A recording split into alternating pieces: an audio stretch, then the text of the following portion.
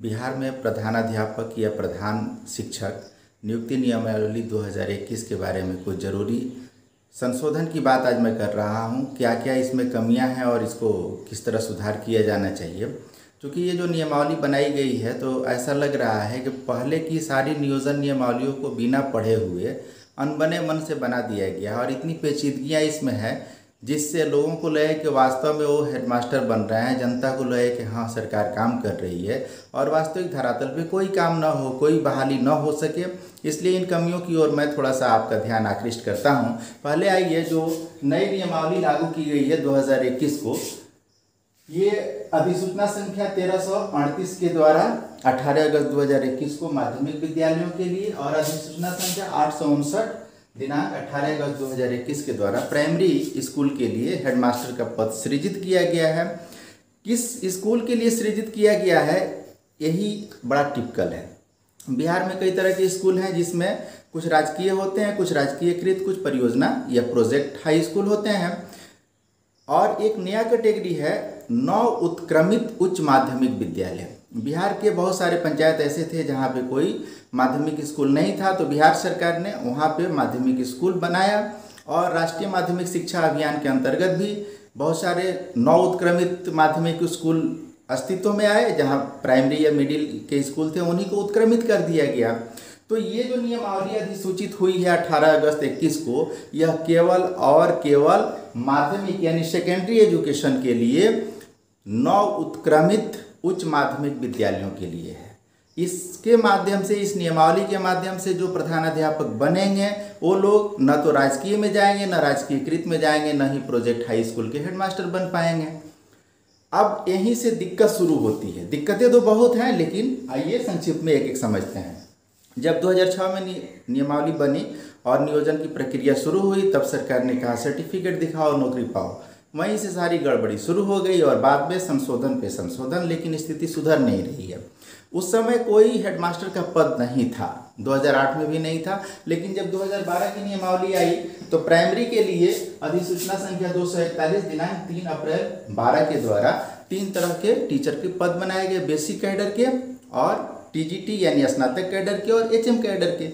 यहाँ पे अच्छा था, कहा गया कि बेसिक कैडर का जो टीचर होगा वो 12 साल की सेवा के बाद उच्च वेतन मान पाएगा, उच्च पद नहीं मिलेगा। बेसिक कैडर वाला टीजीटी कैडर में नहीं आएगा, वह बेसिक ग्रेड का टीचर ही रहेगा, लेकिन उसको टीजीटी वाला स्केल मिल जाएगा।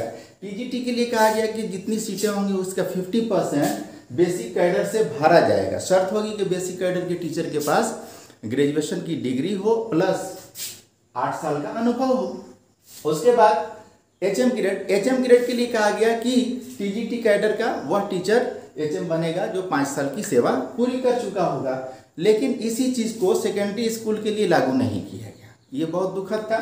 बहरहाल जब सेकेंडरी स्कूल की बात उसी समय देखिएगा तो इसमें टीजीटी और पीजीटी यानी माध्यमिक शिक्षक और उच्च माध्यमिक शिक्षक दोनों के लिए क्या कहा गया कि माध्यमिक शिक्षक 10 साल की सेवा के बाद और उच्च माध्यमिक शिक्षक भी 10 साल की सेवा के बाद वरीय वेतनमान पाएगा। पद नहीं, वरीय वेतनमान।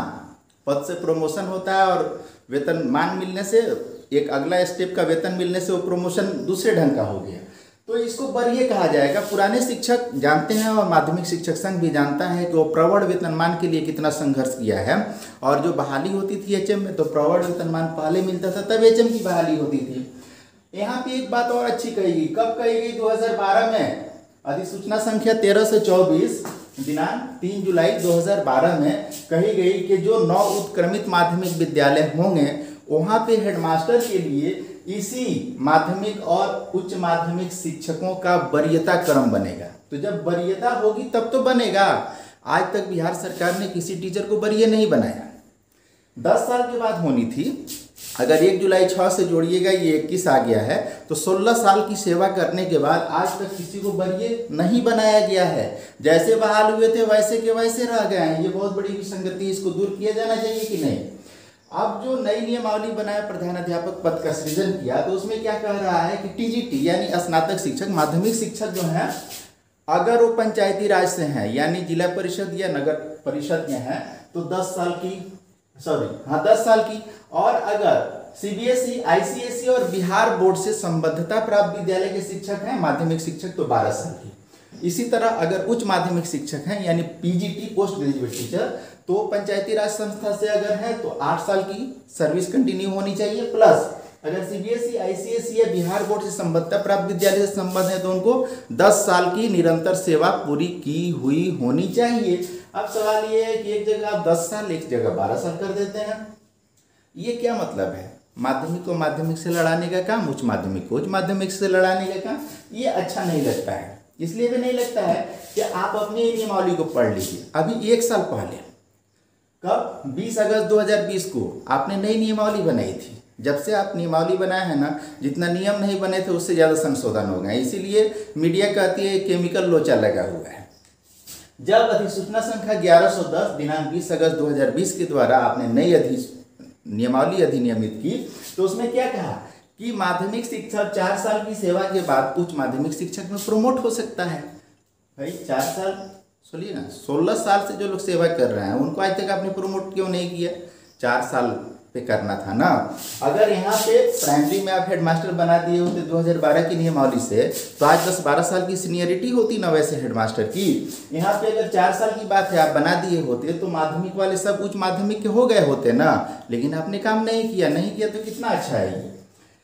यहाँ पे देखिए और कहता है माध्यमिक शिक्षक 10 साल की सेवा के बाद और उच्च माध्यमिक शिक्षक पीजीटी 6 साल की सेवा के बाद एचएम के योग्य हो जाएंगे।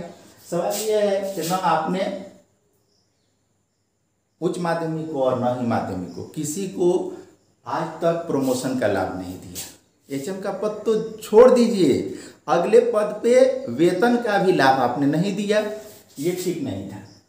अब आइए कुछ और आपकी नियमावली है जो आप 2006 से नियमावली लागू किए हैं ना, तो कहीं आपने नहीं लिखा था कि बिहार का निवासी होना चाहिए। कभी लिखते थे कभी नहीं लिखते थे। नई जो प्रधानाध्यापक की बहाली करने जा रहे हैं तो आपने पहली शर्त रख दिया है, क्या रखा है कि भारत का नागरिक और बिहार का निवासी। अगर बिहार का निवासी टीचर बनने के लिए अनिवार्य नहीं था, जो लोग दूसरे राज्यों के लोग उस समय टीचर बन गए, क्या वो लोग हेडमास्टर बनने के लायक नहीं होंगे? क्या वो लोग कोर्ट नहीं जाएंगे? क्या आप बहाली कर पाएंगे? ध्यान दीजिए, सुधार की जरूरत होगी। आपने जो प्राइमरी में टीचर बहाल किया तो 50% सीटें महिलाओं के लिए रिजर्व कर दिया। एचएम के प्रमोशन में उस तरह का रिजर्वेशन आपने नहीं दिया सीटों का, प्लस महिलाओं को बिहार सरकार के सभी सेवाओं में 35% रिजर्वेशन दिया जा चुका है। इसमें उस तरह का सीट रिजर्व का प्रोविजन हमको नहीं दिखा है। अगला देखिए, आपने जो ये नियमावली दिया है ना 2021 में प्रधानाध्यापक पद के लिए, तो प्राइमरी में क्या कहा है? पीआरआई पंचायती राज संस्थाओं में कार्य करने वाले बेसिक कैटेगरी के या टीजीटी स्नातक कैटेगरी के टीचर जो हैं वही हेडमास्टर बनेंगे राजकीय प्राथमिक विद्यालयों में। लेकिन यही बात आप सेकेंडरी के लिए नहीं कह रहे हैं। क्यों नहीं कह रहे हैं? क्या मतलब है? सेकेंडरी के लिए आप कह रहे हैं कि कहीं से आकर के लोग बनेंगे, और यहाँ कह रहे हैं कि जो राजकीय प्राथमिक विद्यालयों में पहले से कार्य कर रहे हैं नियोजित शिक्षक वहीं बने। अगर नियोजित बनेंगे तो नियमित क्यों नहीं बनेंगे? जो बीपीएससी से बहाल शिक्षक हैं उनकी योग्यता कम है क्या? आप सरकारी पद देने जा रहे हैं, क्या वो लोग हेडमास्टर नहीं बनेंगे? या जो 34,540 सुप्रीम कोर्ट के आदेश से बहाल हुए वो लोग हेडमास्टर नहीं बनेंगे? ये प्राइमरी के नियम की सबसे बड़ी डिमेरिट है और मामला न्यायालय जाएगा टाइट फीस। उच्च माध्यमिक के लिए इतना का बड़ा हो गया है कि कुछ हो नहीं सकता।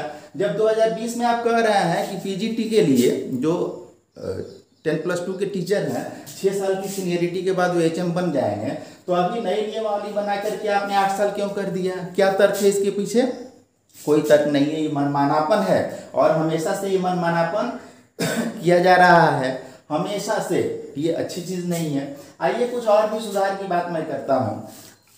सेवा निरंतरता, जो लोग 2006 से बहाल हुए, जब आपने एसटीईटी या टीईटी कराया तो वो लोग टीईटी क्वालिफाई करके दूसरे नियोजन इकाई में गए। आपने अधिसूचना जारी किया था 429 22 जून 2012, 1769 24 नवंबर 2014 प्राइमरी के टीचर नियोजन के लिए ये मार्गदर्शिका थी, अधिसूचना थी। इसमें कहा कि कोई भी कार्यरत नियोजित शिक्षक अगर नए नियोजन इकाई में जाता है तो उसे पे प्रोटेक्शन मिलेगा और कोई लाभ नहीं मिलेगा। भाई कॉमन सेंस है कि नहीं? पे प्रोटेक्शन किस बात का, जब सर्विस कंटिन्यूएशन नहीं मिलेगा। आप ही की बात मान लेते हैं कि पे प्रोटेक्शन देंगे, तो दिया है आज तक, क्यों नहीं दिया। इसी समय अधिसूचना संख्या 1366 7 जुलाई 2012 जो माध्यमिक शिक्षकों के नियोजन के लिए लागू हुआ था, उसमें आपने क्या कहा कि कोई माध्यमिक शिक्षक जो पहले से कार्यरत है अगर नए नियोजन इकाई में जाएगा तो उसको कोई लाभ नहीं दिया जाएगा। चलिए आपकी बात मान भी लेते हैं, नई नियोजन इकाई में जाएगा तब ना नहीं देंगे, जो अपनी ही नियोजन इकाई में माध्यमिक से उच्च माध्यमिक के पद पे चला गया उसको क्यों नहीं दे रहे हैं। तो सेवा निरंतरता का लाभ भी दे दीजिए और महिलाओं को अनुभव में छूट देना चाहिए, क्योंकि पहले की नियमावली है और हर नियमावली में महिलाओं को उम्र सीमा में अनुभव में छूट दी जाती है, तो आपको भी देना चाहिए। एक महत्वपूर्ण आपके आदेश की ओर ध्यान दिलाता हूं, अधिसूचना संख्या 293 दिनांक 5 जुलाई 17 के द्वारा आपने कहा था short term, mid term, long term 3 action plan बनाए थे। शॉर्ट टर्म में विद्यालयों की खूब जांच कराई, मिड टर्म में आपने कुछ इंफ्रास्ट्रक्चर डेवलप किया, लॉन्ग टर्म यानी with in a year, long term का मतलब 100 साल नहीं था, उसमें लिखा भी है। आपने कहा था कि हम सेकेंडरी स्कूल को, सेकेंडरी एजुकेशन को पंचायती राज संस्थाओं से अलग करेंगे। वैसे भी पूरे भारत में कहीं सेकेंडरी एजुकेशन पंचायती राज संस्था में तो है नहीं, लेकिन 2017 से लेकर ये 21 4-5 साल बीतने के बाद आज तक आपने सेकेंडरी एजुकेशन को पंचायती राज इंस्टीट्यूशन से अलग नहीं किया है, इसको तत्काल कर दिया जाना चाहिए। अगला यूटीआई, आपने कहा था आपका मेमोरेंडम है 570 दिनांक 24 अगस्त 2012 कि 1 जनवरी 2013 से हम यूटीआई स्कीम लाएंगे नियोजित शिक्षकों को, जिसमें 200 रुपया नियोजित शिक्षक का कटेगा और 200 रुपया सरकार देगी। 1 जनवरी 13 से लेकर के 1 सितंबर 20 तक, क्योंकि 1 सितंबर 20 को अपने संकल्प संख्या 740 के माध्यम से कहा कि हम यूटीआई में अब कोई पैसा नहीं देंगे और हम ईपीएफ देने जा रहे हैं। तो सवाल ये है कि 1 जनवरी 13 से 1 सितंबर 20 तक कुल 92 महीने होते हैं और 200 के हिसाब से 18,400 रुपये हर शिक्षक का होता है। आप क्यों नहीं दे रहे हैं यूटीआई? इस बीच तो आप एक्टिवेट थे, क्यों नहीं किए? ईपीएफ के बारे में एक और महत्वपूर्ण जानकारी है, भारत के ही उप श्रम आयुक्त हैं अरविंद कुमार जी, इन्होंने एक पत्र जारी किया था 44/28 दिनांक 11 नवंबर 19 और पत्र अपने से नहीं जारी किया था। माननीय उच्च न्यायालय पटना के CWJC संख्या 19/106/2019 के आलोक में किया था। पटना हाई कोर्ट ने कहा था कि आप नियोजित शिक्षकों को उनके डेट ऑफ ज्वाइनिंग से ईपीएफ का लाभ दीजिए। आपने आज तक वो नहीं दिया, मनमाने ढंग से 1 सितंबर से आप दे रहे हैं। समस्याएं बहुत हैं, मैं तो सिर्फ उन्हीं समस्याओं की ओर बात कर रहा हूं जो आपने लिखित में विधि बनाई है लेकिन आपने उसका पालन नहीं किया है, ये अच्छी चीज़ नहीं है। और देखिए सर, सिर्फ हेडमास्टर बहाल कर देने से, एक हेडमास्टर को राज्यकर्मी का दर्जा दे देने से शिक्षा व्यवस्था नहीं सुधरने जा रही है। क्यों नहीं? क्योंकि बाकी लोग क्या है, बाकी शिक्षक जो नियोजित हैं उनको आप राज्यकर्मी का दर्जा कब देंगे, उनको बाकी सुविधाएं कब देंगे, एसीपी का लाभ कब देंगे? एश्योर्ड कैरियर प्रमोशन जो होता है, जब तक व्यक्ति के सामने उसका भविष्य नहीं दिखता है तब तक वो मोटिवेट कैसे होगा, कैसे काम करेगा? और 100 बात की एक बात मैं कहता हूं कि हर मील के पत्थर पे लिख दो ये इबारत मिलती नहीं है मंजिल नापाक इरादों से। इतनी भिन्नताओं के संग अगर विद्यालय का संचालन होगा तो विद्यालय संचालित नहीं होगा और वहाँ पे शिक्षा का वातावरण अच्छा नहीं होगा। माननीय उच्च न्यायालय इलाहाबाद का निर्णय भी था कि जो भी सरकारी कर्मी हैं जिनका पेमेंट ट्रेजरी से हो रहा है उनके बच्चों को सरकारी विद्यालय में पढ़ना चाहिए। आप एक ऑर्डर कर दीजिए कि सभी सरकारी कर्मी के बच्चे सरकारी विद्यालयों में पढ़ेंगे और देखिए आपके ज़्यादा परिश्रम की ज़रूरत नहीं होगी, शिक्षा व्यवस्था सुधर जाएगी। मैं आशा करता हूं कि आप जरूर इन मुद्दों पर ध्यान देंगे। बहुत बहुत धन्यवाद।